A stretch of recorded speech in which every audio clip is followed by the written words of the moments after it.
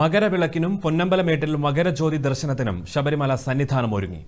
വൈകിട്ട് 5-ന് നട തുറക്കും. 5:15 തിരുവാഭരണം വഹിച്ചുകൊണ്ടുള്ള ഘോഷയാത്ര ശരംകുത്തിയിലെത്തും. ദേവസ്വം ബോർഡ് അധികൃതർ തിരുവാഭരണം ഏറ്റുവാങ്ങി സന്നിധാനത്തേക്ക് സ്വീകരിച്ചാണ്. തുടർന്ന് തിരുവാഭരണം ചാർത്തിയുള്ള ദീപാരാധനയ്ക്ക് ശേഷം പൊന്നമ്പലമേട്ടിൽ മകരജ്യോതി തെളിയും.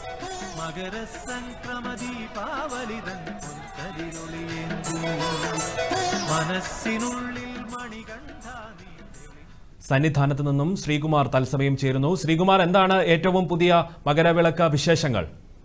ഹരി, സന്നിധാനവും പരിസരവും ഭക്തിസാന്ദ്രമാണ്.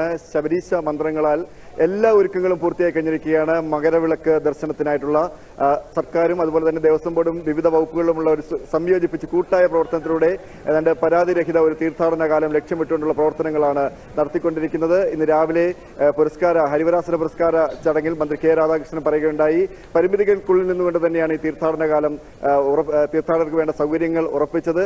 അതുകൊണ്ട് തന്നെ ഒരു പരാതിരഹിത തീർത്ഥാടനം എന്നുള്ള ലക്ഷ്യം കൈവരിക്കാനാകുന്നു എന്നുള്ളതാണ് അദ്ദേഹം സൂചിപ്പിച്ചത്. ഹരിവരാസന പുരസ്കാരം വീരമണിദാസിന് സമർപ്പിക്കുകയുണ്ടായി. എന്തായാലും ഇപ്പോൾ ഉച്ചപൂജയ്ക്ക് ശേഷം നട അടച്ചിരിക്കുകയാണ്. ഇനി വൈകിട്ട് 5 മണിക്ക് മാത്രമേ നട തുറക്കുകയുള്ളൂ. 5:15 നമ്മുടെ തിരുവാഭരണ ഘോഷയാത്രയെ ശരംകുത്തിയിൽ വെച്ച് തിരുവിതാംകൂർ ദേവസ്വം ബോർഡ് അധികൃതർ ചേർന്ന് സ്വീകരിച്ച് കൊടിമരച്ചൂടിലേക്ക് എത്തിക്കും. ഏതാണ്ട് 6:15 തന്നെ തിരുവാഭരണ ഘോഷയാത്ര കൊടിമരച്ചൂടിലെത്തും. അവിടെ വെച്ച് ദേവസ്വം മന്ത്രിയും ദേവസ്വം ബോർഡ് പ്രസിഡന്റും അടക്കമുള്ളവർ ചേർന്ന് സ്വീകരിക്കും. തുടർന്ന് സോപാനത്തിലേക്ക് എത്തിക്കുന്ന തിരുവാഭരണ പേടകം തന്ത്രി മേൽശാന്തിയും ചേർന്ന് ഏറ്റുവാങ്ങി പ്രത്യേക ദീപാരാധനയോടുകൂടി നടക്കും. അതിനുശേഷമായിരിക്കും പൊന്നമ്പലമേട്ടിൽ മകരവിളക്ക് തെളിയുന്നത്. ഈ മകരവിളക്ക് കാണുന്നതിന് വേണ്ടിയാണ് ലക്ഷക്കണക്കിന് അയ്യപ്പ ഭക്തർ ഈ സന്നിധാനത്തും പരിസര പ്രദേശങ്ങളുമായി തമ്പടിച്ചിരിക്കുന്നത്. ഇന്ന് നിയന്ത്രണമുണ്ടായിരുന്നു. 11:30-ക്ക് ശേഷം അയ്യപ്പ ഭക്തരെ മല കയറാൻ അനുവദിക്കുന്നില്ലായിരുന്നു. ഇന്ന് രാവിലെ മുതൽ തന്നെ തിരക്ക് കുറവായിരുന്നു. കാരണം 40,000-ൽ പരം അയ്യപ്പ ഭക്തന്മാരെ മാത്രമേ മല കയറാൻ അനുവദിച്ചിരുന്നുള്ളൂ.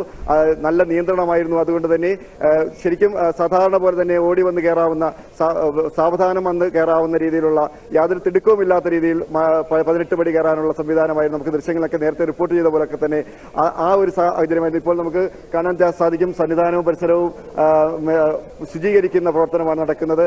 ഇനി ദീപാരാധനയ്ക്ക് ശേഷം മാത്രമേ ഭക്തരെ 18-ാം പടി കയറാൻ അനുവദിക്കുകയുള്ളൂ. എന്തായാലും പരാതിരഹിതമായി നേരത്തെ സൂചിപ്പിച്ചതുപോലെ തന്നെ ഒരു തീർത്ഥാടനം ഏതോളം 10ഓളം പോയിന്റുകളാണ് നമുക്ക് ഈ മകരവിളക്ക് ദർശനത്തിനായി ഒരുക്കിയിരിക്കുന്നത്. അവിടെ പൂർണ്ണമായും സുരക്ഷിതവും അതുപോലെ തന്നെ ഒരു കരുതലുമൊക്കെ ക്രമീകരിച്ചുകൊണ്ട് തന്നെയാണ് ദേവസ്വം ബോർഡും പോലീസും അഗ്നിരക്ഷാസേനയും ഒക്കെ പ്രവർത്തിക്കുന്നത്. ഇവിടെയെല്ലാം കർശനമായ നിരീക്ഷണവും നിയന്ത്രണവുമാണ്. തീ കത്തിക്കുന്നതും വിറക് കത്തിക്കുന്നതും അതുപോലെ തന്നെ പുകവലിക്കുന്നതും ഉൾപ്പെടെയുള്ള കർശനമായ നിയന്ത്രണങ്ങൾ ഇവിടെയെല്ലാം ഏർപ്പെടുത്തിയിട്ടുണ്ട്. ലക്ഷക്കണക്കിന് ഭക്തജനങ്ങൾ തമ്പടിച്ചിരിക്കുന്ന സ്ഥലമാണ്. കഴിഞ്ഞ 2-3 ദിവസമായി ഇവിടെ എത്തിക്കൊണ്ടിരിക്കുന്ന ഭക്തജനങ്ങൾ ഇനി ഈ വിളക്ക് കണ്ടതിന് ശേഷം മാത്രമേ മടങ്ങി വരികയുള്ളൂ. അതേപോലെ തന്നെ മറ്റൊന്ന്, തിരിച്ചു പോകുന്ന ഭക്തർക്ക് വേണ്ട ക്രമീകരണങ്ങളാണ്, യാത്രാ സൗകര്യങ്ങളാണ് ഒരുക്കിയിരിക്കുന്നത്. ഏതാണ്ട് 800-ൽ പരം KSRTC ബസ്സുകളാണ് ക്രമീകരിച്ചിരിക്കുന്നത്.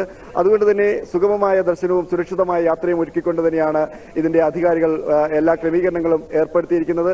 മറ്റൊന്ന്, ഈ പറയുന്ന കാര്യങ്ങൾ, അതായത് വൈകിട്ട് ഇനി ദീപാരാധനയ്ക്ക് ശേഷം മാത്രമേ ഈ ഭക്തരെ 18-ാം പടി കയറാൻ അനുവദിക്കുകയുള്ളെങ്കിൽ പോലും ഈ പരിസര പ്രദേശങ്ങളിലെല്ലാം ഇങ്ങനെ തമ്പടിച്ചിരിക്കുകയാണ്. എന്തായാലും എല്ലാവരുടെയും കണ്ണുകൾ ആ പൊന്നമ്പലമേട്ടിലേക്കാണ്. ഈ അയ്യന്റെ നേരത്തെ സൂചിപ്പിച്ചതുപോലെ തന്നെ മതസഹോദരത്തിന്റെ ഉദാത്ത മാതൃകയാണ് ശബരിമല. അയ്യപ്പനും വാവരും ഒക്കെ യാതൊരു ജാതിമത വ്യത്യാസമില്ലാതെ ഭക്തജലക്ഷങ്ങളാണ് ഇവിടെ ഈ ദർശനത്തിനായി എത്തിക്കൊണ്ടിരിക്കുന്നത്. മറ്റൊന്ന്, ഈ പറഞ്ഞ പോലെ ഭക്തനും അതുപോലെ തന്നെ ഭഗവാനും ഒന്നിക്കുന്ന അത്യപൂർവ സംഗമ കേന്ദ്രം കൂടിയാണ് ശബരിമല. അതിനാൽ ഈ ഒരു തീർത്ഥാടന കാലത്തെ ഈ തീർത്ഥാടന സംഗമത്തെ മറ്റെങ്ങും ലോകത്തെങ്ങും ഇല്ല ഇങ്ങനെ ഒരു തീർത്ഥാടന സംഗമം എന്നാണ് നമുക്ക് മനസ്സിലാക്കാൻ സാധിക്കുന്നത്. എന്തായാലും എല്ലാ കണ്ണുകളും പൊന്നമ്പലമേട്ടിലേക്കാണ്. ഇനി ഏതാനും മണിക്കൂറുകൾ കഴിയുമ്പോഴത്തേക്കും തിരുവാഭരണ ഘോഷയാത്ര ശരംകുത്തിയിൽ എത്തിച്ചേരും. അതിനുശേഷമാകും ദീപാരാധനയ്ക്ക് ശേഷമായിരിക്കും പൊന്നമ്പലമേട്ടിൽ മകരവിളക്ക് തെളിയുക. ഹാരി.